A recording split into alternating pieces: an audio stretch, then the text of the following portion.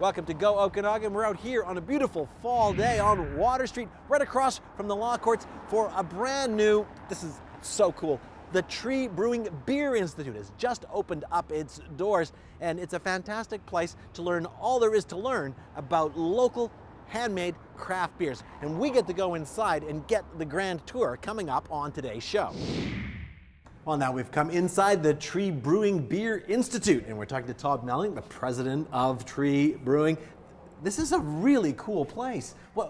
Tell me about it. Where did the idea come from? It's really designed to showcase, obviously, Tree brewing beers, but also get people really involved in craft beer. Obviously, the Okanagan's known for wine, and we want to change that a little bit. But yeah, consumers' tastes are really coming around. In North America, the craft beer scene is exploding.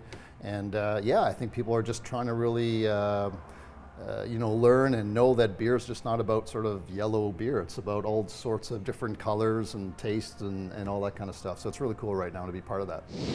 Now we've come inside the Brewhouse down here at the Beer Institute. We're talking to Dave Gogurt, brewmaster.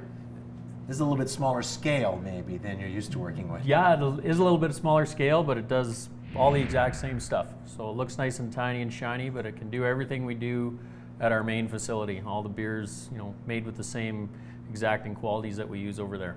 Just even taking it down a notch here where we get to slow down a little bit and really try and make some interesting stuff that we don't always have time to do over there. A little bit of research and development, try some new brands, try some new flavors. This is where we take the four main ingredients of beer: water, malt, hops, and yeast.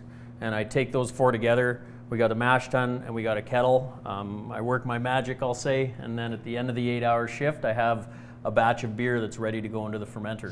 This is where all the fermentation takes place? Yeah, you betcha. The tanks on my left-hand side here are our fermentation vessels. So that's where I take the raw product I made in the brew house, add the yeast, and it turns into beer.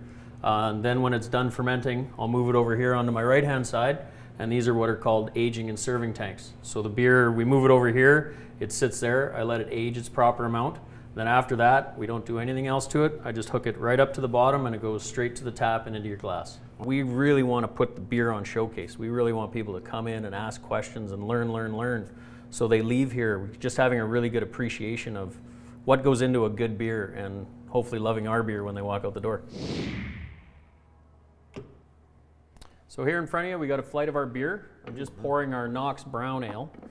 So as you can see, across the board there, we got a variation of flavors. I've got a Pilsner, I've got a Pale Ale, I've got our Vertical Winter Ale, and then we have our Knox Brown Ale. Brewed them about a month and a half, 6 weeks ago, and they're all ready to go. So do you normally start from light to dark? Is that? It's a general way to go, yeah. You want to start with a beer that you don't want to start with a beer that's going to overpower your palate, and then the ones afterwards, you won't be able to taste them. So if you usually start with a lighter beer, then it's something, then as you progress, you can still taste everything that's going on. That's our Kelowna Pilsner, one of our lighter entries, but it's a nice light product. It's got some good malt body to it and some hop aromas and tastes. The next one we have in line there, that's called our Cutthroat Pale Ale. More malt to it, and the big thing about these ones are the hops. You're going to get a lot more hop flavor and a hop aroma when you taste and smell that beer. That one you have in hand is something we bring out in the winter. It's called our Vertical Winter Ale. Okay. So it's a medium-bodied, amber-colored ale that has a lot of vanilla notes to it. Oh, vanilla notes, all right.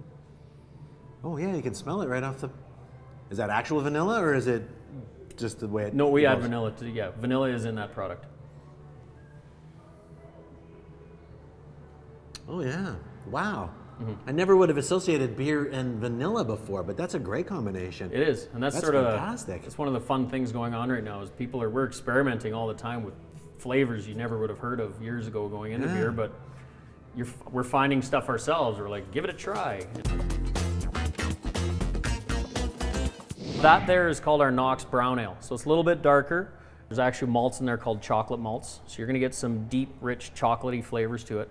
But there's also quite a few hops in there, and those hops are all from a hop style kind of in the northwest of the United States and in Canada. Very citrusy, floral type of hops. There's a lot of hops in there, but the flavor of the malt and the sweetnesses of some of the malt can balance each other out. Well, look how much you can learn by coming down to a beer institute. What a great idea. I'm going to take a course. All right, thank you very much. No problem. And that's it for the show. I'm Doug Brown. We'll see you next time on Go. Where do I go from here?